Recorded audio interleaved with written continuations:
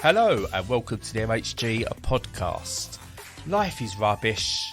It really, really is. Especially this time of year. It's cold, it's miserable, and you got no money because it's just been the holiday season. So we're here for free.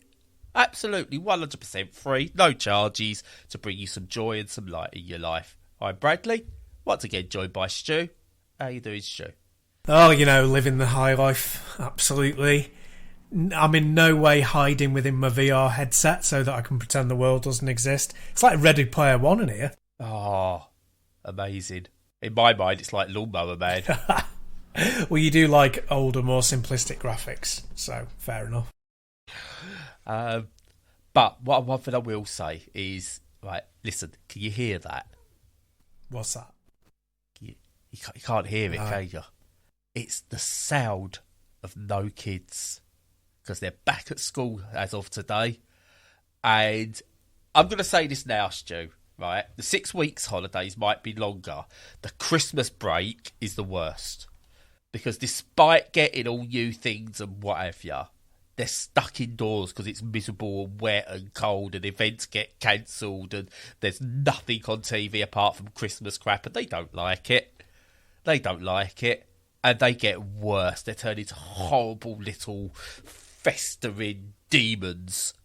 And you see, this is why I never had kids. I have that silence all the time. It's fantastic.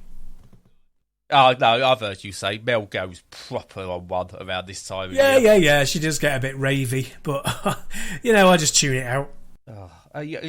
We got Edith her own Xbox. That's not good enough to keep her, quiet. Because you always forget with kids, the one thing they don't quite know how to do is actually play games properly at that age. So you need to help them. Yeah. Thankfully, I've got a stroppy teenager who sometimes helps. It's lucky, yeah. I hate the Christmas period holidays. They are the worst. Cut it down to a week. Get the kids back out there and add another week onto the 6 weeks when they can do stuff. Yeah, that would be nice. Yeah. And when I was a kid, back in my day, we just, in the Christmas period, we were around on Christmas Day and probably Boxing Day, at least most of it. And then we were just out playing with our mates for the rest of the time. And it's just like our parents just off you go, bye. Yeah, but back then, global warming hadn't absolutely destroyed the world quite yet. Oh, we didn't know it. And we had probably more money. I don't know. Just all their gifts are indoor gifts. Yeah, well, no, it's also like that thing of it's not really safe for kids to be out because we don't create enough safe spaces for them. So no, and there's a pedo on every corner now. Apparently so. Yeah, no, it's not the pedos you have to worry about. It's the trans people you got to worry about. Obviously they could be trying to get into their bathrooms. Absolutely, the root cause of everything is the trans people. We are joking, but obviously I have to say we are joking, right? Yeah, I know. No, I was about to say I heard a noise outside my bathroom last night when I went to the toilet, and I swear it was Stephanie Sterling. Yeah. I was like, get out! Trying to get into my bathroom, you bloody trans. No. And what will they do when they're in there, eh? I know. Use your facilities. I know. Right, baby complain about video games. Yeah. And I was going to say, speaking of video games. And speaking of trans people in bathrooms, do you know what they like to talk about in bathrooms, Stu? What do they like to talk about in bathrooms, bro? Video games. Hey, video games. Dear Christ. I'm going to try for some really surreal ones this year. That's my promise. We're going to have some surreal segues. That's because they've always been grounded. They've always been grounded. Absolutely. But yeah, right. This week, bit different because I've not played anything. I've not played much. Well, I've been playing one game, but I'm going to save that because there's a new feature I want to do on the website and stuff. But it's against the storm. It's brilliant. You'll hear more about it. Trust me. But we're going to do a bit of a recap of some of the highlights of the year. So, not our favourite games. We're not going to have long discussions on why they're our favourite games. We might stop on a couple. But I'm going to run through a list. And we're just going to go, look, if you haven't played any of these, they really are worth you playing. And because I can get boring and don't know when to stop, Stu can interject whenever he wants and throw in a couple of his own that I may have missed. Maybe even some retro games. Who knows? Who knows? Probably some retro games. So, listen, if you didn't know, 2022 started in January of last year. This is news to me. I know. I mean, I thought it started about 3 years ago. That's just, who knows what happened. Yeah. And listen, I didn't even realise what came out in January of 2022 because I'm still too busy playing Shovel Knight at that point. But we had some, Monster Hunter Rise came out on the PC. God of War came out on the PC. You had excellent indies such as Nobody Saves the World and Paparazzi, which is an absolute brilliant game. You really should try it. Not for broadcast, got its full release, which is for me, it's like a really good FMV game. It was a really good month for really good, was it month? A couple of months actually for FMV games, but not for broadcast. You kind of played this this TV broadcast editor who dealt with like news and politics shows, and you had to keep the channel running, and it would get deep into some politics and dark place. It was really, really good. But you had those sort of indies coming out. You had Life is Strange remake, the new Ollie Ollie World, which I don't. Did you ever play the first two Ollie Ollies? I played the first one. Yeah, I thought it was all right. Yeah. Right. I loved the first two. Disappointed they honestly didn't call the third one Ollie Ollie Ollie Oi Oi Oi, because that would have been brilliant. Yeah. You've missed your opportunity now. But it's really good. But I don't think it got as much attention as the others. And to be honest with you, I bounced off it a fair amount of times. I keep trying to go back to it because I love the original Ollie Ollie and even Ollie Ollie 2. But this one, a bit strange. Just didn't hit me in the right way that I was expecting it to. Because it looks lovely and it looks like the exact sort of thing I would love, but didn't hit me. What did you? I mean, can you remember? We've got to go back here. What was like? Was there anything like early in the year that really hit you? A massive wave of depression. Apart from that, well, luckily because I'm a massive nerd, I keep a list of what I've been playing, so it's dead easy to check. And I kind of got hold of a new old Mega Drive and was playing a bunch of Mega Drive games, but I was also not in January, but in February, Horizon Forbidden... Oh, no, it was March, Horizon Forbidden West. Oh, wow. But, I guess... In the future. I know, future games. I played the Neon White demo in beginning of February. Well, mid-February.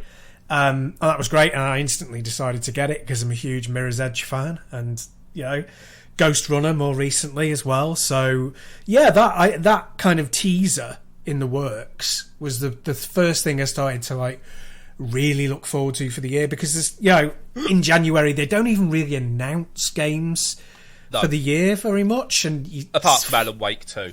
Yeah. That's announced just casually drop that, this year. It's fine. Well, yeah, that's true. So you get piecemeal news, but you don't get a wholesale dump of what's coming out, and all the dates change. Still waiting to see whether Starfield will actually get released this year. But so it was a sort of slowish start, and I didn't really pick up a AAA until March. But plenty of stuff going on for me. Have I picked up a AAA this year? I can't remember.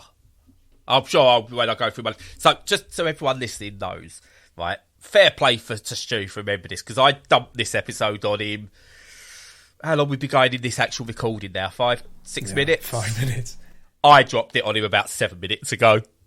And he went, oh, okay then. So, brilliant. This is what he's got to deal with on a weekly basis, by the way. Where my ADHD brain goes, yeah, let's just do this one now, 5 minutes before we start. Anyway, we move on. So, after the early month, Elden Ring came out. Still not really played that properly. I got that with the intention of going, right, this is going to be my big game for the year. Still barely touched it. Nope. No. And I will do one day. but I probably could have picked that up for pennies. So lesson learned: think twice. It's just another day in paradise. Is it though? But no, I never bothered with Elden Ring because I've tried really hard with the Soulsborns. I've put lots of hours into them. I even bought Demon's Souls for the PS5 this year, secondhand, so I could have a go with some instructions, see how I got on with it. And it's like, yeah, it's fine, but as I've said before, there's a trigger in your brain that makes it really satisfying, and I just don't have that trigger. It never becomes satisfying. My brain never gets past, I'm just doing the same thing in the same place over and over again. And I know that's not the totality of the experience. It's more to do with, how I'm getting on with it. But it just doesn't click enough for me to... And that's like, I can say that because I've put at least 10 hours into Demon's Souls over 2 different machines. 12 into Sekiro. Not long into any of the others, but 22 hours worth probably of time in these things to decide properly that, I played Bloodborne as well for a few hours. Really didn't like it. So, yeah, it's just not for me. So Elden Ring, Game of the Year, totally passed me by. So, Elden Ring, right, you put 22 hours into various other Soulsborne games. I put 21 minutes into Elden Ring before I went, I'm not ready for this. I'll do it later. Will you ever be, though? That's the question. I think I will be, because when I got into Bloodborne, I really got into Bloodborne. So I probably will be. But it doesn't help. It's the sort of game, I looked at it, my eyes weren't great at the time either. So I've got to find a moment where I can play it. And the problem is, it's such a big game in terms of file size. I don't want it just hanging around on my Steam Deck. So when I do get to the point where I go, I could play that now, I'm like, I've got to install it. True. But yeah. But what I did play that month, and the first game that made me go, do you know what, let's park Elden Ring, was one called Instruments of Destruction, which is a kind of like a sandboxy playground thing where you build vehicles of some description and you have to use them to destroy buildings, essentially. It's not great on the deck. Well, it wasn't because of the controls, but played it on the big screen and it was really good. And it's one that I think it's still in early access, or might be, but it keeps getting updates. It's one I do want to go back to, but a really cool game. But the big early standout for me was originally a mobile game called A Grand Mountain Adventure, which is like an isometric style snowboarding game where you got like this open world mountain. You go down, you got various different tasks you can do at your leisure, or just piss around on the slopes. You unlock new bits, unlock new mountains, and it's just a really nice cozy game. Came out the same week or within 6 days of another snowboarding game that was really good called Shredders, which has, I think, what we spoke about this on the podcast, it's got the worst box art I've ever seen. Which will probably put a lot of people off, but it's a really, really, really good snowboarding game. But yeah, 2 in a week in March, so really good. But they also came out the same day as Tunic, which is, I don't know if it had its Xbox release earlier. I can't remember these things, but that came out on PC. That's really good. It did. So I tried it on the Game Pass. Yeah. Yeah.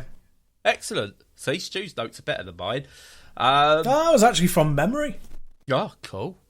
And also, not the final of my FMV games, because we've had one already, and obviously the other one was mentioned last week, so it might be my final, but not the final one I played. Anyway, Who Pressed Mute on Uncle Marcus, which took the idea of almost like the COVID thing, and everyone was doing like online quizzes. So it was online family quiz night, and you're there, you've got to find out who died. In fact, it wouldn't surprise me if this is where Rian Johnson got his idea for Glass Onion, because I saw a lot of similarities in that, where the person's dead, well, the actual person you're doing it for is dead, and you're there to investigate on their behalf, and there's poisonings and stuff like that. It's a really good FMV game. that led heavily into real world situations to create quite a unique, mechanical, interesting game. Indeed, yeah. I remember that episode because we called it "Who Pressed Mute on Uncle Brad." Yeah, and we wish that mute button worked. Yeah, that was my next line. Yeah. But, it's interesting. But, yeah, March for me, as I say, was Horizon Forbidden West, which is in my top 3 of the year because absolutely fantastic game, lots of problems, but also lots of genius. And it's just one of those salads where everything's chucked in and you pick out the bits that you like, but the bits that you leave behind are rubbish for you. And you don't you might not like tomatoes. You might be one of those people, one of those who goes to the kebab house and says, yeah, all the salad, but no tomatoes. Those weirdos. So you might want to leave bits out, but the bits that you do eat, in this case, in this crappy analogy, play, you really love. And yeah, it was just not just that, but like a game from much later in the year, is technically fantastic. And with all the problems that they've had this year with PC releases, with terrible stutter, with the way that they're not utilising the hardware properly, all of that caper, plus also some console releases being a bit naff and still struggling and having to be put on 30 frames per second, to have something that works so beautifully and runs so beautifully, it's just a joy to have because it's so polished that you enjoy it so much more. And it's kind of a standard bearer like that, and there are not enough of them around these days, so it's nice to see. Oh yeah, 100%. I completely agree with you there. I enjoy the games, but I struggle with those sort of big games. But it's one I still really, really, really, really, really want to play at some point, and I shall at some point. Just I've got to find the right window and wait for it to hit the right platform for me. Sounds good. Now, the end of March, we actually had, I think, the best week for indie releases in terms of a collective from March the 24th to March the 31st. So it started with the excellent point-and-click adventure Norco, which I spoke about on the podcast. Absolutely sublime point-and-click adventure. I preferred it to Disco Elysium. Just going to say that out loud now. I thought it was absolutely amazing, and if I was thinking back, I probably could have snuck that onto my Game of the Year list. It was that good. You also got the absolute fantastic puzzle game Patrick's Parabox, where you basically got to move around the level, slide things into other things, and progress. You could go from one that one of the boxes you slide in could actually be an entire level in and of itself. Had loads of little cool mechanics, and it was absolutely brilliant, brain-teasing logic puzzle game. Absolutely wonderful. Fix Fox, which was just a superb adventure game with some cool mechanics set in space. And what was probably my puzzle game of the year, in the end, I would say, was Princess Farmer, which was a unique take on the match 3. We interviewed, the developer. Well, I interviewed the developers for this, and they were lovely people. And it was a game I still pop in and out of to this day, even after finishing it. I finished it on Switch. I got it again on PC, and I've finished it on PC, and I'm playing more of it still because I think it's just a fantastic, lovely little puzzle game. But yeah, that was a really good week, I think, for indie releases. So that was what? The end of March, sort of beginning of April? All the end of March. Yeah. Princess Farmer came out the 31st of March, and Norco came out on the 24th. Yeah, the only thing that I didn't really play a lot of new stuff because of Horizon, but I did play, or I think around that time, the demo of The Cursed Knight, which is a new game coming out for Mega Drive. So not exactly a new system, but a good demo, a Mega Man styled game with some really nice visual touches, great big well animated sprites in the background, and really quite impressive. Whether I'll pick the full thing up when it comes out, not sure, but yeah, good demo. Might just pay for the ROM. Because these things, they often, when they're new releases for old consoles, they often do like the ROM, which is right cheap, like around tenner, but they do a physical version they've had to make themselves, which obviously is like 60, 70, 80 quid kind of thing. So that's a big investment if you want to go for it. But yeah, it was all right. And apart from that, I played the demo of that Abris, the destruction, what's it called, physics-based destruction. Really good game. Thing. Again, it's one I forgot about in my end of the year because I thought it came out last year. Right, yeah. So 2 years ago, technically, but yeah. Yeah, you really liked that one, didn't you? Yeah. Oh, God, yeah. That was... Unlike Instruments of Destruction, which has a similar premise, this is felt more of a puzzle game than an open-world sandbox. And, I absolutely adored that. Nice. Yeah. So, yeah. Yeah. So, April, then, on the whole. Right, I'm not actually going to stop and talk about any of these apart from the one of them at the end. But April saw Stacklands, which is Stacklands. I'm not going to talk about these, but he nearly went straight into it. Biota, Astral Ascent, Rush Rally, Abris, End Cycle Versus, Teardown, Revita, Peglin, Turbo Sliders, Stanley Parable Ultra Deluxe, Dorf Romantic, Save Room, Bug Snacks, Kaiju Wars, and The Gunk. What a month for indies that was. Wow. It was just, I was the one where it just almost hit me and I just went, I can't play all these games. I did across the year. I did play all those games across the year. Nice. But the one that stood out of all of those, and it's one that I recommend to anyone to play because you can get it on Switch and everything now, is Dorf Romantic, which is technically a city builder, but it's a puzzle game. You get given these hexagonal... I'm going to say it was 6-sided. Might not have been. Let's say hexagonal tiles. You put them down. You have to match them up to other tiles and build a sprawling environment. So you might have rivers that have to attach to rivers, roads, train tracks to train tracks, and, houses. If you get into houses, you get bonuses, etc., etc. So it's a bit like take some of the mechanics of Carcassonne, the board game, and sort of brings that into a sort of like a digital environment and spins it off to something a bit more relaxing. Honestly, it's absolutely beautiful to look at. You've got there's a challenge mode where you've got to keep if you meet boat targets, you get your more tiles to play with, or when you finish, you go, do you know what? Just let me carry on playing. If you even when you fail, you just go, let me carry on playing. I like it how this whole world looks, and then you can build your own world. And yeah, it's brilliant, absolutely brilliant. It's such a standout title for that month in what was a bumper month. Yeah, crazy amount of stuff coming in and out that time.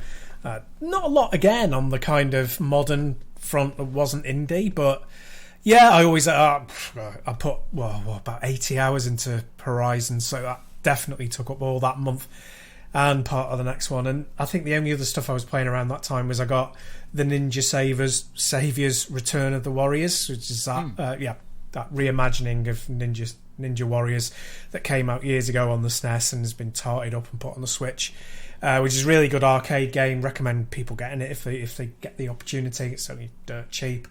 And I was playing some Neo Geo stuff and completed Nightmare in the Dark, which is that one that's a bit kind of Bubble Bobble-esque. Is yes. That static screen one. Yeah, that is really great. Really, really enjoyed that one.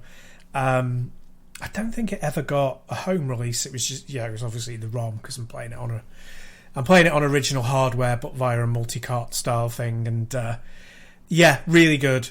Bizarre that it didn't arrive in the home. Got some incredibly well-designed bosses. Have a look at YouTube of some of the boss fights. They're really great. So that was a good month. I enjoyed playing that stuff. And obviously, if you wish to try that one out yourself, you go out, buy yourself an arcade cabinet, because we don't condone any of that other mucky stuff. Yeah, we do. Yeah, I know. If you can't buy it anymore, it's free game. If it's a AAA release, it's free game because there's usually some scum behind it. There you go. That's the first one of the year. It's okay to pirate if you can't buy something anymore, and if the company is scum. Now, May was interesting because there was some big releases in May on the indie scene. There's a theme to the stuff I play, by the way. It's mainly indie. But stuff I didn't really get on with that others did. So it would be remiss of me not to mention them. But the highlights of May were probably Citizen Sleeper, which I know quite a few people have had in their Game of the Year lists, and V Rising. Both of those came out in May, and I just... I see why they're like. I just couldn't get on with them. So I can't really comment too much on them. But it was saved a bit for me at the end of May with Golfy, which was the deck building... the deck building, sorry, not Roomba, robot golf ball roguelike, which was fun to play. I had my fill of it over a couple of months and then I moved on, but that was probably the standout title for me, you know, at the turning point of the year.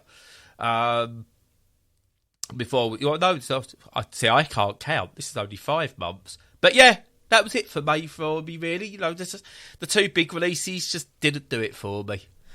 I love the writing in Citizen Sleeper. I don't think the gameplay hung together particularly well as a game. I think they had some great ideas. I just think the execution wasn't perfect. It's something I reckon they'll come back and do, you know, in the next title. They'll have absolutely nailed it and it's going to be amazing. But yeah, really loved the look of it, the style of it. All of the aesthetic and the writing, as I say, was brill, and I really, really appreciated that, even though the game wasn't brill. But that month, a certain new piece of hardware dropped that we both picked up, which sort of changed the game, and that was the Steam Deck. Was that May I got that? It was May.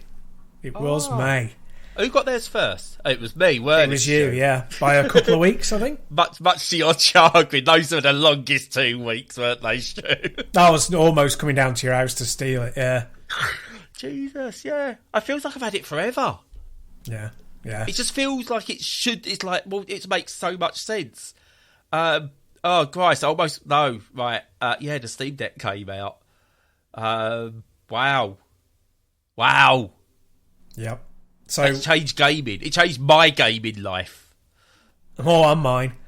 And it's not sort of like the tide swelled and then it hasn't receded. It's like the amount of time I play is now much higher than it was the year before, or even the day before. Yeah. And so it was all about. It was like this powerful console in your hands, and everyone was playing Vampire Survivors. Yeah. Oh, yeah. As well, they should. Absolutely. But it's just. I don't know. I was, when it first got announced, I was like, yeah, whatever. I just can't see how that's going to work. I've seen handheld PCs before. They're rubbish. I was honestly down on it when it first got announced, and then it was like a $5 to pre-order. So I was like, do you know what? If I get that back, I've got a $5 in Steam credit if I don't have it or whatever. So you stick a $5 down on it. And then I was like, do you know what? I probably won't get one until at least my next birthday. And then I was one of the early adopters, apparently. And I just... I'm not going to lie, right? I felt special for a short while. I felt so special for a short while. It's like I was one of the haves in gaming for once. It's like where people are having to ask me, "Oh my god, what's it like?" Do you know, like sometimes, like in the, like when you was younger, like someone got their import Dreamcast and it was out because it was out in like Japan 6 months before it came out in the UK, or they had a PlayStation or that one game that still hadn't come across yet. You're like, "Oh my god, what's it like? Oh, can I ever go? Can I ever go?" I was that person for once. Yeah, and it's, you know. I'm not gutted. I'm glad so many other people have got it. But I kind of sit there and just go, oh, everyone's got it now. I liked Steam Deck before it was cool. Yeah, that's the nice, proper, mature reaction to have in these situations. Yeah, I don't want my Steam Deck anymore. I do, trust me. I know you do. I love it more than my kids. I still want it around when they go to school. Definitely. Just in case social services are listening, I do love my kids more than my Steam Deck. Lies. But the thing is, what is great about it is that, I obviously had that special feeling as well of new hardware, and that very few other people had, and it was really nice. But I was actually really chuffed and totally surprised when it stopped being this, you can only get it if you pre-order, and the backlog is massive after that pre-order period, and blah, blah, blah. And I was really glad when you can just go on and buy it, because it seems to have, even if it was unintentional, that kind of steady rise has really done it good. It's getting almost like a viral marketing campaign from that having happened, and I think it's spread much wider, and apparently it's already sold like 1 million units. I know. And that's like for something that's had no advertising outside of its own platform, outside of geeks and nerds. Yeah, it's still, I still get looks. If I ever take it out in public, people still look at it and go, the is the size of that Switch? Yep. I was like, it's not a Switch. No. This could do damage. But it's, you said, it's like, if you'd have told me at the start of the year a new device would come on that would make me put some, like, not even bother with a Switch again, then I wouldn't have believed you. Purely because the Switch was... I'm a handheld gamer. I realise that now more than anything. I'm a handheld gamer over anything. And the Switch done the job of playing like some good quality games. It was an indie. It was the go-to for if you wanted a good collection of indies handheld. The Steam Deck came along and just it felt good in the hands. The weight. Everyone was concerned about the size and the weight of the thing, weren't they, before they got their hands on it? And then when you got your hands on it, you went, "No, this feels good." And now I can't hold a Switch. I get my hands hurt holding the Switch, and it's a me problem. Don't get me wrong, and it's still a fantastic bit of hardware. But yeah, the Steam Deck is brilliant. If there's something that's not compatible, you can bet your bottom dollar you can almost get it compatible. And it's just growing, like the library grows every day because more and more becomes compatible. It gets that green verified status. Hey, I've even managed to, on the original Gran Turismo, I couldn't. I went for a stage where I couldn't play that because it was very difficult, because pressing A to accelerate and X to accelerate and square to brake didn't feel natural. But now on the Steam Deck, with ease, I could just stick those on the triggers for me, and you can play it like a modern racing game. And it makes those games that haven't aged controller-wise play brilliantly. And it's just an amazing bit of hardware. Yeah, it really is. And then, obviously, practically all my gaming shifted to it, at least for a while. And it's never really, it's going to be the primary device or its successor for me, probably, pretty much forever. And it's kind of thrown into doubt whether I carry on buying expensive PC hardware in the future, that sort of thing. So, but other than that, and if we're all right to move into June, I got that Mario Strikers, which that was a bit rough, to be quite honest with you. Gameplay was all right, but the content was really thin, and it's all right in multiplayer, but it's that kind of level of childlike madness that Nintendo like to chuck at you, like with Smash Brothers, which I know can be technical, but people play it as a party game, and it's a party game really, where you should be able to hand the controller to a 3-year-old or a 90-year-old and they'll enjoy it. So it wasn't that much for me. It wasn't a great release, but I got that what's it called, that Wonder Labyrinth game as well, which was playing on deck, and that was great. It has a Metroidvania style thing. Yeah, perfect for the deck. Nice to the first sort of new one that I'd played properly and through since Bloodstained Ritual of the Night, whatever it's called. And yeah, it's a really excellent game. Highly recommend people pick it up. It's got a boss rush at the end, which is a pet hate of mine. But apart from that, good all the way through. About 5 hours, 6 hour game tops. Yeah, so June was pretty good. Oh yeah, it's Neon White came out in June. One of your games of the year came out in June. Yep. It's all Shredder's Revenge. You had Redout 2 came out, which was is a Wipeout clone, really good. You had Railroute. Right, technically you didn't have Rail Route. You had Rail Route, the story of Josich, which was a kind of prelude to the main game that gave you a bit of a story tutorial as a standalone thing. A really good idea, by the way, from the developers of Rail Route to release a standalone story tutorial for free. Yeah. Really good. And it's a really good way of introducing you to all the mechanics of the game and stuff like that. And it gives me an excuse to mention Rail Route, which is one of my, I'm going to say, my favourite all-time games. It's really shut up there. I absolutely adore that game. But because we're talking that Steam Deck came out and the Switch and stuff like that, one of the games I was really going to miss on the Switch was Grindstone, which I had on the Switch, but that got a PC release at the end of June, so I went 6 weeks at most before being able to start that all again. And it's just, it actually made it stand out. The slightly bigger screen and everything just made it better for some reason. So that was really, really, really, really, really good. I love Grindstone. And I should have remembered that in my end of year list. This is why we're doing a recap. So many games. July was interesting. It was, yeah. So Klonoa came out, even though I didn't really play that until November. Urbex City Builder, which is just a really cool city builder that uses the resources you gather, natural resources, no economy stuff in there as such, and it's almost like a puzzle city builder. It's very hard to explain. It's really unique and it's really good. Is what I'm saying. Escape Academy came out, which done really well and sort of became quite popular on the old internet. Power Wash Simulator got a 1.0 release, and that is some of the most cathartic gaming you will play. Endlin came out, Extinction is Forever, which is both one of the most beautiful and most miserable games you will play. It had me in tears at points.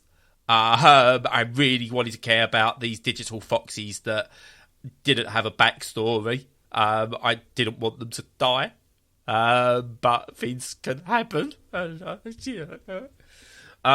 Stray came out, which my kids loved. It was a pretty good game, not deserving of all the hype that it got, unfortunately, but was still pretty good. Multiverses came out, don't care. We also got another point and click I actually think was absolutely brilliant. In Lord Winklebottom Investigates. I remember talking about this one on the podcast, and it was an absolute joy. Characters are brilliant, the writing's brilliant, the gameplay's brilliant. It was just brilliant. And to finish off July, we got Sweet Transit, economy, train building, city builder thing, pretty decent. Digimon Survive, I've just started playing that, and dear God, I regret it. It just doesn't feel good, which is a shame. And Revolt, which was basically just got a straight up re-release. And you know what? It's the laziest of efforts, but I enjoy it. Revolt's a really good game. Excellent. Yeah, no, Stray was a funny one. I played it on the deck. It was one of the first hugely hyped kind of games that I played on there, because obviously Vampire Survivors was massive, but it wasn't hyped, it grew. And yeah, it was kind of almost the inverse of Vampire Survivors in that it kind of had all this pre-release hype and then didn't really live up to it. But I really appreciated what the developers were doing. It was lovely and it had heart and it looked fantastic. Oh, it's beautiful. Beautiful. Yeah, to look at, yeah. Yeah, and yeah. I would have been happy with that just being a you're a cat wandering around simulator. I think a lot of people thought... Yeah, I think a lot of people, including myself, thought that it would be more like that, and that it would be like 3 hours and it would be a walking simulator style thing, but as a cat, where it was more as a sort of a puzzly action. And I think they, like you said, I think they could have just stuck to the walking simulator style things and whatever they call it, interactive sim, and that would probably have been a better idea. But again, no complaint, no criticism. It was still a good experience, and not quite a top 10, but definitely one that I'm glad that I played. Oh, 100% glad I played it. I mean, saying a letdown is a bit harsh. It's just I think it just got oversold to what it could be, and it wasn't quite that, which is unfortunate. Yeah. Now, we hit August, Stu. Okay. And August is almost reminiscent of April because we had 2 Point Campus came out, the follow-up to 2 Point Hospital. Brilliant game. If you love Theme Hospital, Theme Park, all of those sort of games, and you love 2 Point Hospital, it's basically that, but in a university, and it's brilliant. The amazing, outstanding, wonderfully short experience with lovely visuals, lovely character, Lost in Play. That was just absolutely brilliant as well.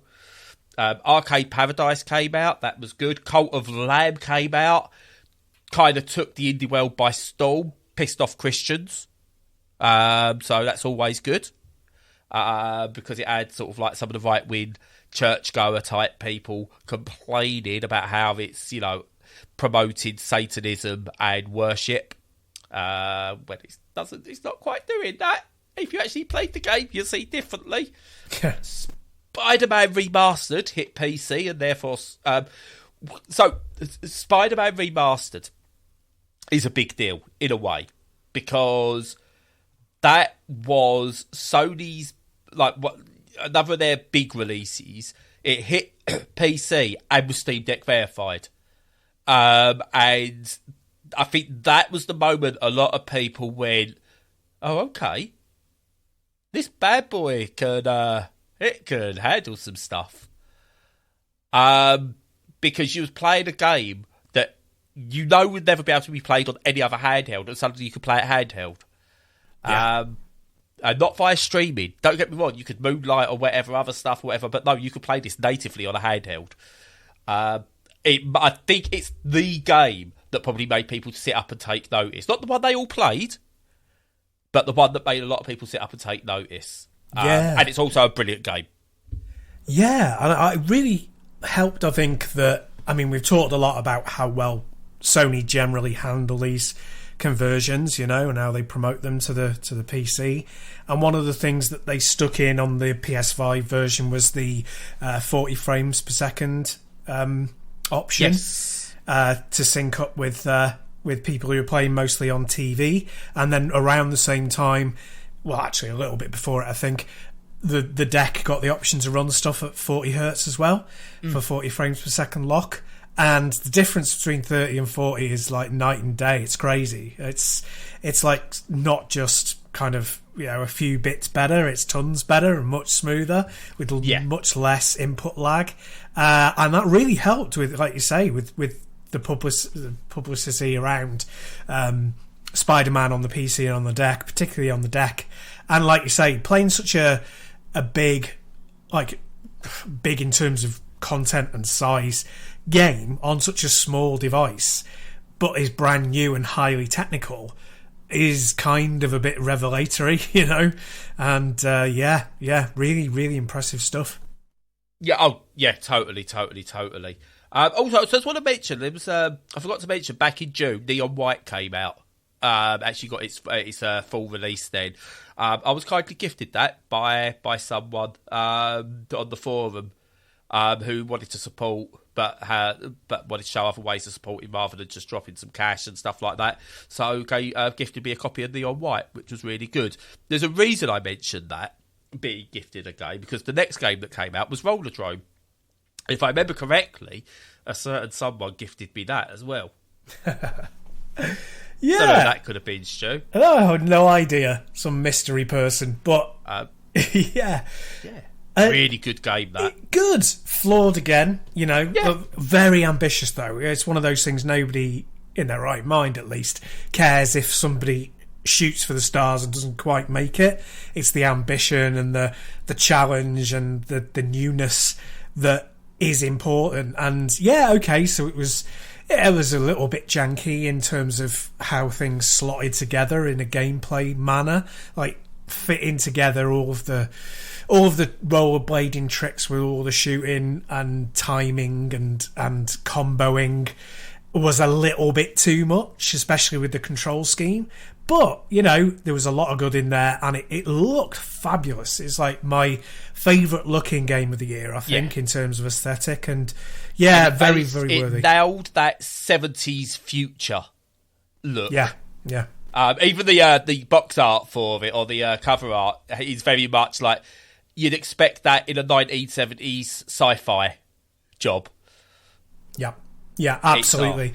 The way that they went through that retro futurism of you know, that kind of brownie beigey orangey 70s, colourful, kind of thing. Absolutely brilliantly done and very evocative. So yeah, a really good release, even if it wasn't a perfect game. Another perfect game, moving on to a perfect game for Steam Deck, because it was a perfect game for the Vita, it was a perfect game for the Switch. It's just brilliant. More people need to play it. Don't Die Mr. Robot came out on PC, got its PC release, and it's just absolutely outstanding. I was number one on the leaderboards for a very brief moment, spent a lot of time at number 2. But it's absolutely brilliant. Play it. It's basically pacifist mode from Geometry Wars, but expanded out. It's brilliant. Curse to Golf came out. The 2D golfing roguelike, absolutely brilliant. Midnight Fight Express came out, which was the only way I could describe it is a isometric John Wick 'em up, I suppose, is what I would describe it as. That came out. F1 Manager 22 came out, bit disappointing. Now, one of my absolute favourite games of all time, Immortality, came out. We're not even going to talk about that because you know how long I will go on about it, Stu. But, I do, yeah. But it also came out the same day as a game that surprised me at how much I enjoyed it. And that was Tinykin, which was a indie take on the Pikmin genre. And it was lovely. It was just a nice wholesome game with lots of fun challenges that, you know, you could play on your own and have fun. You could play it with kids and have fun. It was just absolutely adorable. And it's probably the surprise of the year for me, because I looked at it and just went, oh, another one of these wannabe Pikmin games that's going to be rubbish. Because there's a lot more than you might think, by the way. That's not just me being over the top. There's quite a few more of those that you might think, but this one really, really good. So if you get a chance, check that out. Nice. So that's through June, that's through July, and through August we've got now. In September, we had Railbound, good puzzle game. Not much else to say about that. The Zachtronics Solitaire Collection came out. If you thought Solitaire was easy, then just add a bit of Zachtronics to it.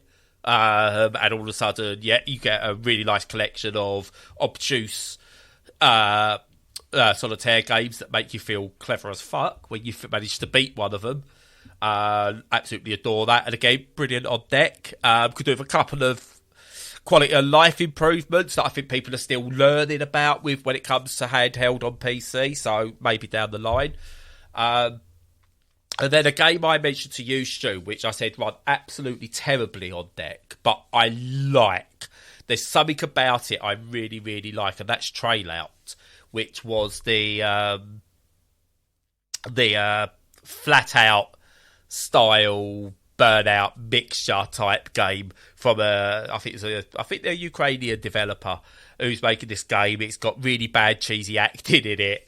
The graphics are all over the place. The frame rate sucks, but there's a charm to it, and it's a game I want to see do really, really, really well. It runs okay on a decent beefy PC, but it doesn't work well on Steam Deck. Maybe one day, but it was the big surprise in September for me that I just thought it was just a lovely, enjoyable game for what it was, and that was really cool. Nice and early in September, that one.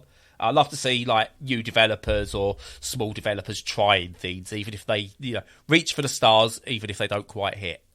Definitely. Yeah, it's always like we say, it's what you want, and you'll pluck so much out of that, it's one of those things that becomes either a cult classic or it fires you up ready for their next release. It just keeps you interested in gaming, it's what you want. And like, on that topic, like a couple of months before that, you touched on Teenage Mutant Ninja Turtles Shredder's Revenge, which again, one of my top 3 of the year. Absolutely amazing beat 'em up. Really plays on agility and your ability to control the screen from one end to the other in a way that wasn't done by Streets of Rage 4. So it has its own niche, which is great. But then, I think mainly in late August and early September, that was kind of sort of all taken up with Cyberpunk for me, because I put 100 hours into that, and that was because I've been able to play on the Steam Deck. And so, it was almost as if it was released in 2022, because it was that 106 patch was like the game that it should have been on release. So it was the point at which it was worth replaying or playing through for the first time. And it's just a fantastic game. It's the best of that RPG type action RPG kind of. I'm not sure how to describe it really, because they do their own thing really, but yeah, absolutely brilliant. I know there's still controversy around it and the way the studio operates, but as a game, absolutely just blew me away, and 100 hours just flew by.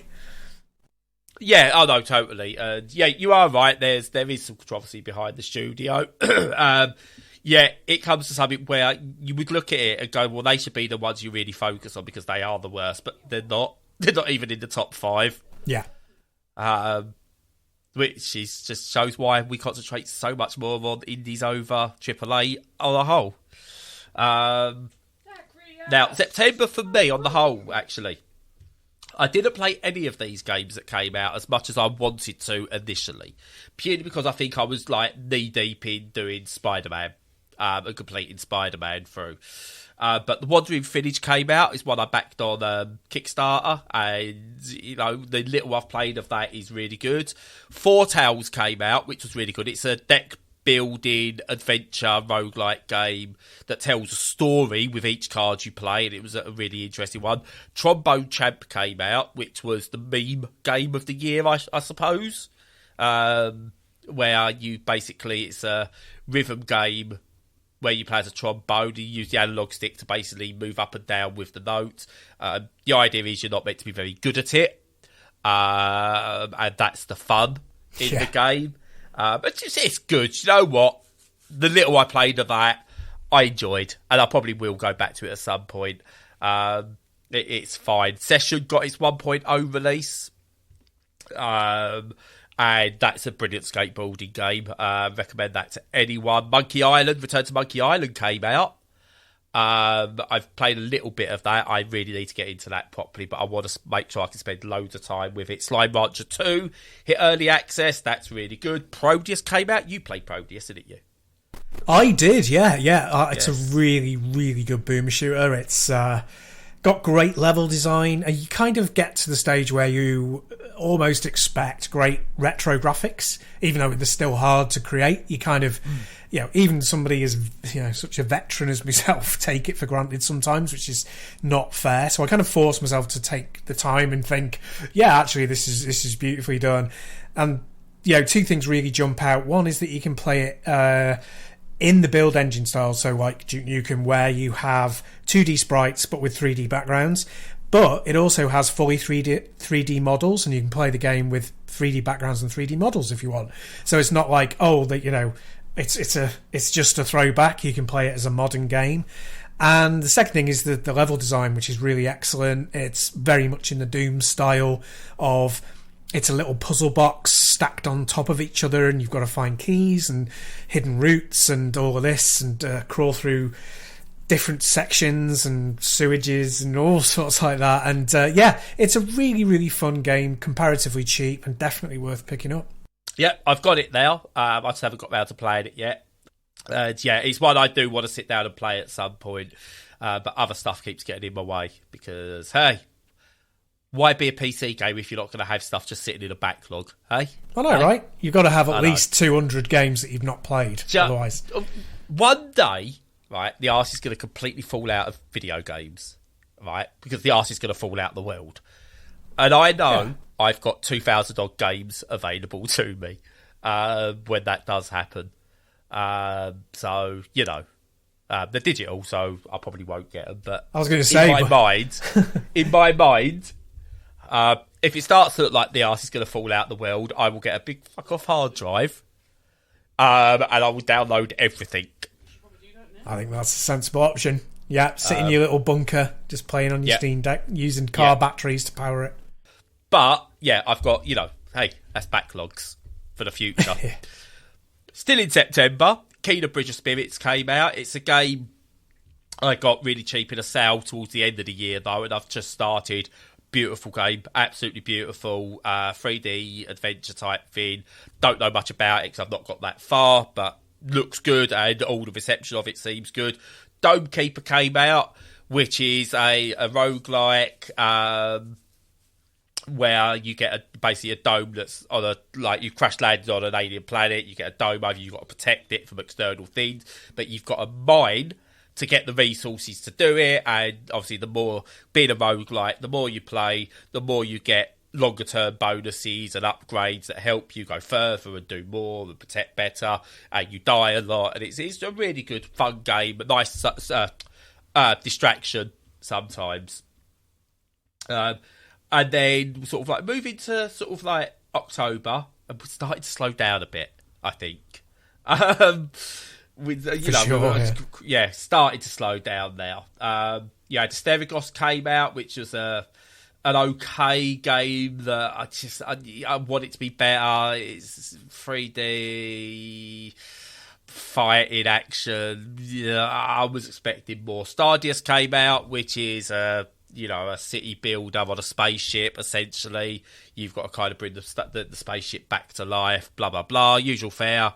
The best Lego game came out. So Lego Bricktales came out in October, which is not to be confused with Lego Builder's Journey, which is Lego Builder's Journey wanted to be Lego Bricktales, despite coming out before it, but just wasn't.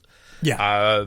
Lego Bricktales is what I want from a Lego game. You've got the adventurous story, but then you've got a proper Lego playset. You can build bridge, like the base of it is you'll get this like dioramic level, and you need to build a bridge to get somewhere, and you can build that bridge, and you could do it as crude as you like, or go for this most aesthetically pleasing thing. As long as you can get over that bridge, you do it, but you build them in levels, and then you test them out, and it's brilliant. It's what a Lego game should be, and you know how I want Lego games. Like, I don't want to go back to like the Lego Star Wars style games.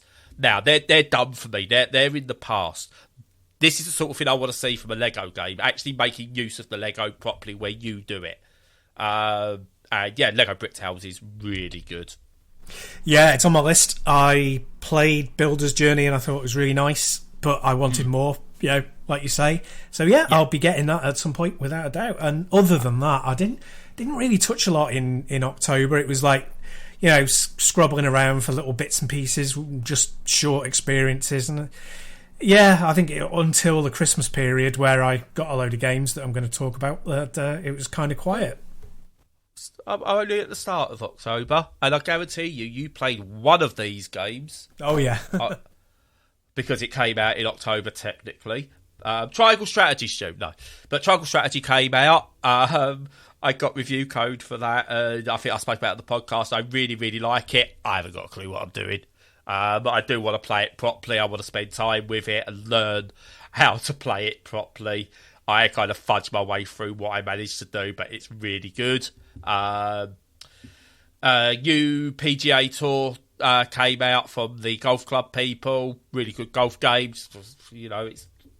I don't know what else to say. Pixel Cup Soccer came out, which was a pretty decent retro football game. Not much else to say. It was just fun. Well, yeah. We talked about it briefly. Yeah. I got that as well, and it's really good in a lot of ways. my main complaint is that it's really bizarre that the players clump up around the person on the ball like they do in playground footy when you're a kid. They don't spread out anywhere near well enough. And, that might be a feature rather than a bug, but it makes it less satisfying. And you can still, make a great... you can have a great game, a great match out of it and do some cool stuff. And it's very simple. But I think just that one little change of making the AI stand off you a little bit so your passing was more integral would have been a much better change to it. But still good fun. Yeah. Yeah, it wasn't overly expensive. It was just a good fun, pick up and play football game. Marvel Snap came out. No one cares. So Warhammer 40,000 Shooters, Blood and Teeth, which is a Metal Slug style game in the Warhammer 40,000 world with humour and cartoon graphics. Yeah, it's good. I think we spoke about this at the time with this. I don't know another series as Warhammer 40,000 that is spread across so many genres. It's ridiculous. I know, right? They really don't shy away from exploiting the IP, and it's like a several billion-dollar company, so they can kind of afford to take risks. But the risks seem to pay off. They seem to be very commercially aware, and they don't seem to misjudge their market very often when it comes to video games. I was literally about to say. I mean, what next? Are they going to do a sports title? Oh wait, they have in Blood Bowl. Exactly. Yeah, years ago. Yeah. But that's getting a third one later this year. Early this year, actually. February sometime. Can't wait.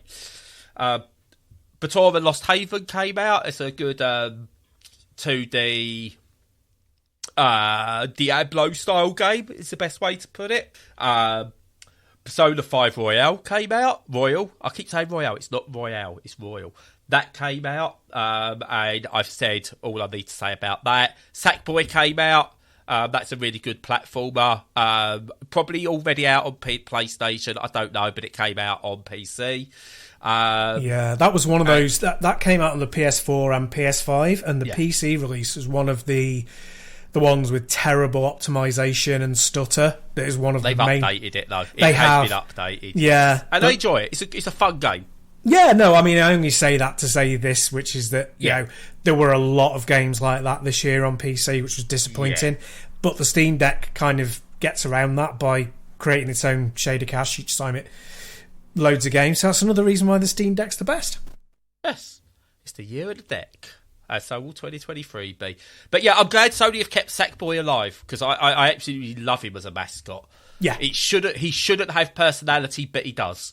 Yes. It's great design, and ill-served by the controls in the original games, the Little Big Planet games. But we have a Sackboy here. I'm not getting rude or anything like that. We actually have a little plush Sackboy, and he would often go on top of our Christmas tree. This year it was Pikachu though, but Sackboy would often go on top of our Christmas tree. Very cute. And do you know what? This is one I can actually say it and mean it now. And this little known game, this tiny little game that came out of nowhere, sort of, and took the world by storm, came out in Vampire Survivors. And we're not going to talk about it because we have done, and we will do again. But just, it's brilliant. It's just the archetypal. This, you don't need to have realistic graphics and spend billions and billions or millions of pounds on deep story and cutscenes and 3D worlds to make a great game. You can, don't get me wrong, but it just goes, we're not the ones asking for these amazingly realised worlds. We just want good games. And Vampire Survivors, I think, will go down up there with the likes of your Tetris, your Space Invaders, your Lara Crofts, your Halos, as one of the most important and greatest games of all time. Yep. Absolutely. Now, November, we are slowing down. We got Against the Storm came out on November the 1st. Look, I'm just going to gloss over it. It's early access. It will be in my 2023 Game of the Year list, but it's my Game of the Year for 2023 already. I don't. Whatever comes out, this is when I declared Immortality my Game of the Year in there. Okay, whatever comes out has got to be special to beat this, and I will talk more about this next week. Okay. Yeah, WRC Generations came out, which is the final rally game from these particular developers before it goes over to EA. And they went out with a bang. Absolutely brilliant rally game. A Little to the Left came out, which is just a quirky puzzle game of organisation. Absolutely brilliant.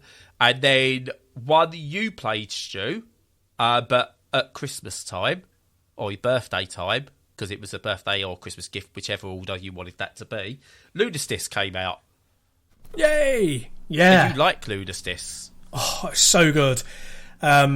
So yeah, it's a platformer very deliberately in the 32-bit style of the kind of PS1, Saturn and N64 era.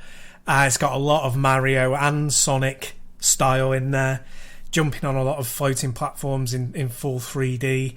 So it's got bits of like everything really, you know, some Bubsy and well, any of those kinds of things, Crash Bandicoot, but it's just really, really excellent. It's comparatively short, it's about 4 hours, maybe even less if you're actually good at games, like unlike myself. And you can fail over and over again, and it's fine. You don't have lives, but it has time markers, and the better that you do, the better score you get and stuff like that. And you have to collect stuff as well, which counts towards your score. So it's it's very much like Sonic in that way. But it looks lovely. It's beautifully designed. The layout of the levels is really clever. There's some repetition a little bit, but not much. It's it's very, very well done for such a small team. And yeah, it was a total surprise. Came out of nowhere. Played that at Christmas.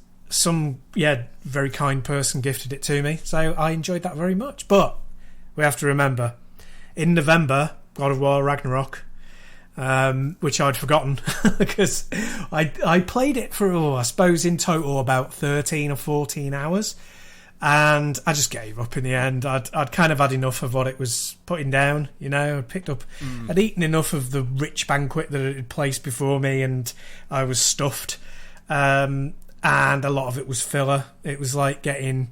this great meal has got like lots of, like the analogy for Horizon Forbidden West. There was all this food there, but in this case, most of it was rubbish, and the bits that you picked out were good, but you were forced to eat your way through, 2 tons of unseasoned mashed potatoes as well. So yeah, for me, bit bland, bit overlong. Great core of a game, but not enough of that. That was spread too thinly over too much bread, like they say in Lord of the Rings. No, yeah. I forgot there's other systems by this point. In my gaming life, it's like, oh, yeah, there are other systems out there. I forgot about them. Because, so Tactics Ogre came out, which I've started playing, and that's pretty good. Flat Eye, which was a really good...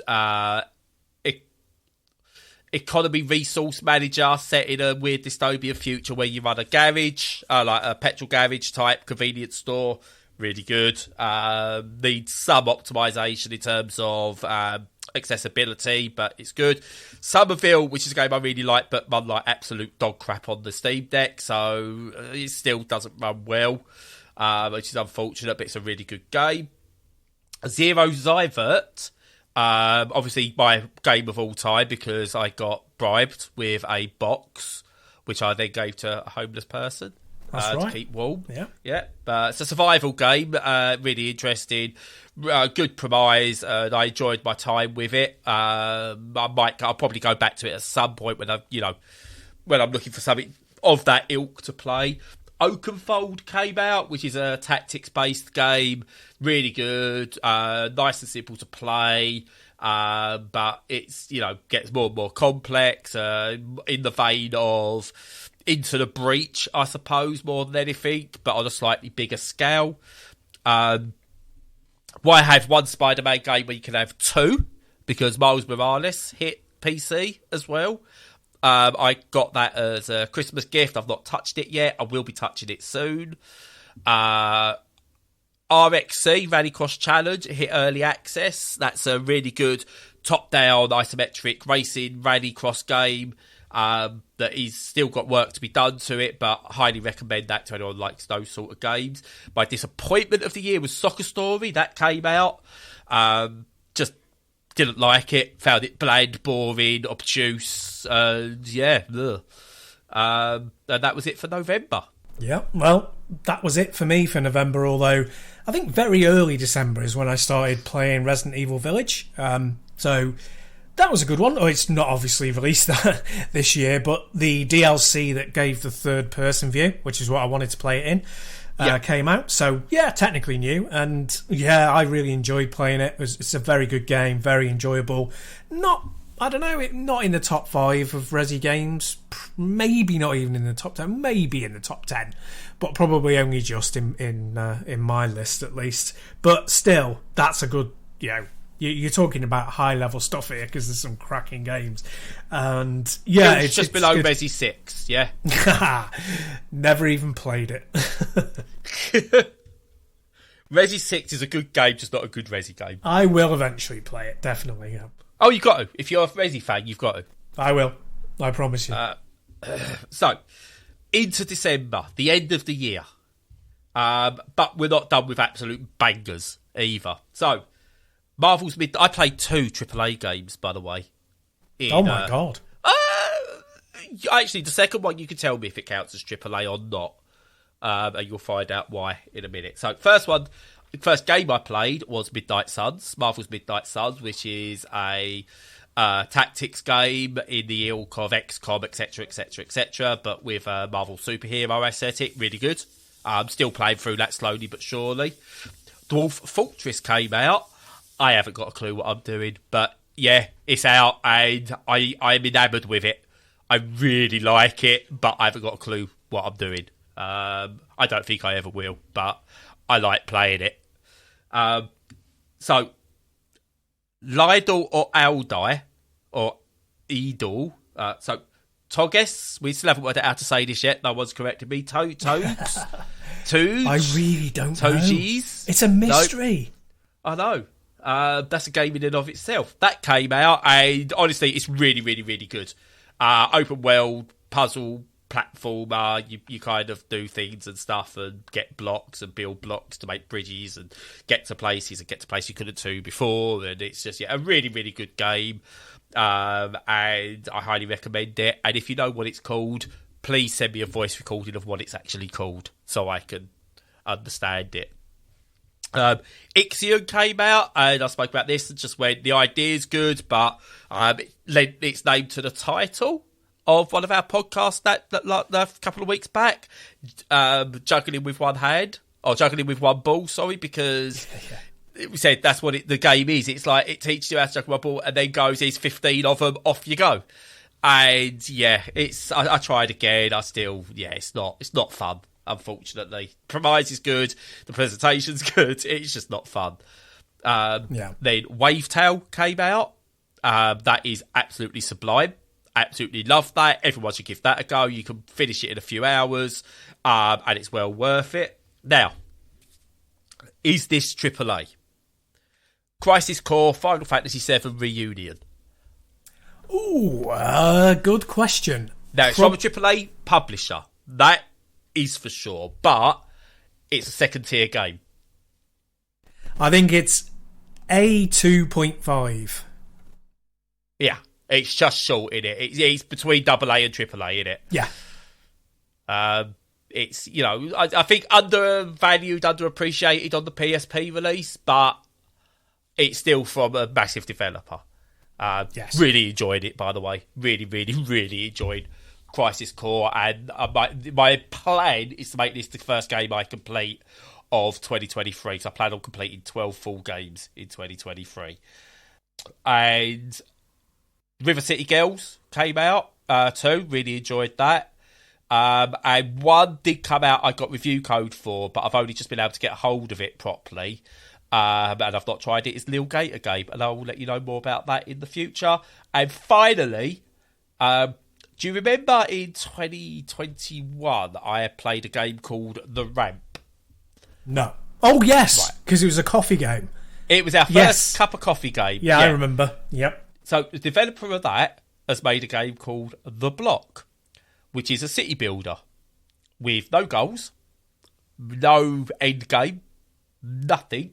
You could just choose a block that could be a 3x3 grid, a 4x4 grid, a 5x5 grid. I can't remember what it goes up to. And you just plop things down in it on that little block. And it's basically a tiny little city builder that you play for 5 minutes if you want, quarter of an hour. Put it down, maybe come back to it another time. It's just, it does exactly what The Ramp does in that brilliant way. £2.9p. So, another cup of coffee game. It's brilliant. So, you know what? Get that and The Ramp for the price of a coffee and a cake. Nice. And for me, the last game of the year is a game that I'm still playing now and that I got for Christmas and that came out in July and is a AAA game. So, why did I not pick it up in July? Well, lots of reasons, but that game is Xenoblade Chronicles 3 on the Switch. Okay. Yes. And it took a while for me to get interested in it, but there were certain reactions from certain people who I trust which were saying that it was really excellent. So I thought, okay, well, I'll put it on the Christmas list, see what happens. And yes, I got it. And it's a cracker. It's really good. It's a cracker. You've got to do it properly, Stu. Come on. Yeah. Again, for the kids, to relate to the youth. Right. What was it? It's a what sort of game is it? So it's like an action RPG again, but it's more in the style of Final Fantasy XII, I would say. And if you've played the first game on the Wii, Xenoblade Chronicles, which came out in about 2010, I think, something like that. So it's a futuristic sci-fi but fantasy also kind of a game where there are mechs but there are swords and all that kind of caper. It's very futuristic. It's very JRPG. It's very Japanese superhero styled as well in places. But what sets it aside is it's got a really interesting story, and it's about hard to say without really spoiling it, but it's about youth and about exploitation, not in the nasty, sexual way, or even physical. Not in the Ghislaine Maxwell way. No, we're not in that kind of territory. But more. There's no pedo princes about at all. No, for once, no. But it's more to do with it, like how war and aggression exploits youth, and it's very, very nicely done and clever, beautifully localized. So people who aren't English, British, might be a bit kind of like, what does that mean? Because there's a lot of English colloquialisms in it. But obviously that works for me. But it's traditionally gameplay wise a JRPG, and it's really good. I've been enjoying that very, very much. So that was the game that's capped off the year for me. I've tried so many times to get into it, and just haven't been able to.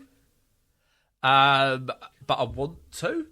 So I don't know. It's interesting. It's an interesting game, and I'm glad people enjoy it, and I get the appeal. But it's just not one I've ever been able to find my way into enjoying, unfortunately. Nope, fair enough. No worries.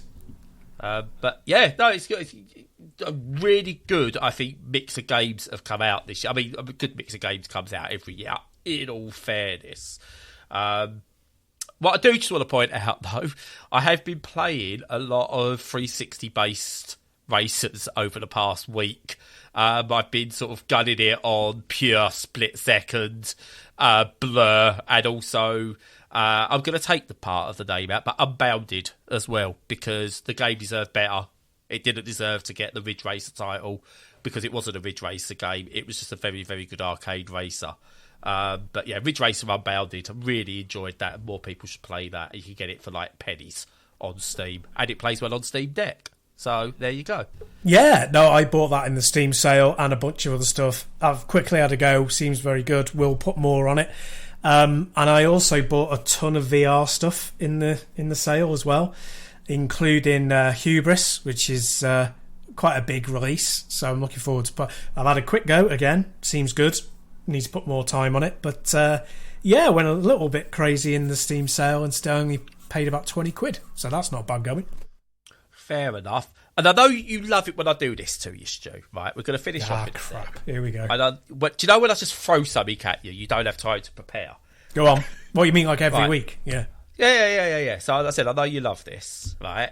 It's the first one of the year, right? I want you... what's your out there gaming prediction for 2023? And keep it light-hearted. We're not sort of like, are they going to finally bring down Bobby Kotick or anything like that? Because we want to keep it light-hearted for this one. It's a light-hearted episode. So, I think Starfield, if it comes out, will be underwhelming, maybe. I think people will be like, why is this taking so long? It's pretty, but it's not that different, maybe. Which isn't a very positive thing to say. I think they'll announce the Sonic Frontiers 2, even though it's going to be like 3 years away. But it's rubbish, apparently. Why? Well, yeah. That doesn't stop them, does it? No. In terms of out there, I tell you what, I would love it if they shadow dropped Metroid Prime 4. That would be absolutely amazing. I'd be happy with a gameplay trailer. Well, yeah. just something. Other than a logo. See, I'm going for, right, Steam Deck centric, or Steam centric. One, I think in time for the holidays next year, Steam Deck hits retail stores in America and the UK, at least, with a big push. Yeah. Steam Controller 2 comes out, which is designed more around the Steam Deck controls rather than the original Steam Controller controls. And I think we get Linux support for Game Pass native installation. Oh. Yeah, well, I really hope that last one definitely happens, because that would be really good. Yes. Yeah, that's really as good as streaming is. There's a couple of games where I go, I want to have it just native still. Well, I forget. Or allow me a way with Game Pass to actually have the individually streamed games as games in my Steam library. That will do. Yeah. Well, yes, but I think if they release an app for a Linux-based app for Game Pass, that'd be so good. Because I have a salutary lesson about that. I started playing Persona 5 Royal on the deck via Game Pass, and I had to leave it for something. I can't remember what. Something in normal human life cropped up, and of course it logged me out. I was away for too long for it, and it logged me out, and I hadn't saved, and I lost about an hour and a half of gameplay. And I love Persona, but going back and repeating an hour and a half worth of gameplay is not where it's at. No. So I bought it at that point. I was like, sod this, buying it. And then it was all right, and I could just skip through all the cutscenes, and it took me about 5 minutes to get back to where I was. But so an app for the game, for the Steam Deck, is really needed. It's just a way to make Game Pass more accessible. I mean, again, I think the Steam Deck's blindsided everyone in like the other platform holders, and it's barely 6 months old. What was it? What did we say? May came out in April. I think the first drop, was it? Oh, May. It was. Yeah, I was part of that. Not the first week. I think I got mine like that second little batch. So it's 7 months old. I think it's easy to forget it's still in its infancy. Yeah, it is. I think we get a retail release. I think we get Steam Controller 2, and I'm hoping some kind of better integration with Game Pass. That's my big hope with it. Because aside from that, it's brilliant. It's been the year of the deck. 2023 is going to be the year of the deck. And I can't wait to see the influence it actually has on Nintendo and stuff like that moving forward, because usually they're the innovators. It's not often they're the ones playing catch up on innovation. Yeah, absolutely. So, but that's it. Not to end 2022. We're starting 2023 with the end of 2022, or all of 2022. There you go, all of 2022, all the important moments of 2022 in one podcast. And not a mention of a Harry or a Meghan. So before we go down another route, I'll shut up now. Hey, you just ruined that for yourself. But no mention at all of Harry and Meghan. Oh God, that's two. But so hopefully everybody had a decent Christmas period. It can be a struggle, as I've mentioned before, so if you need to reach out, please do. We're on Discord, happy to chat about any subject that you want to talk about at all. Follow us on all the socials, and until next time, stay safe and stay sane.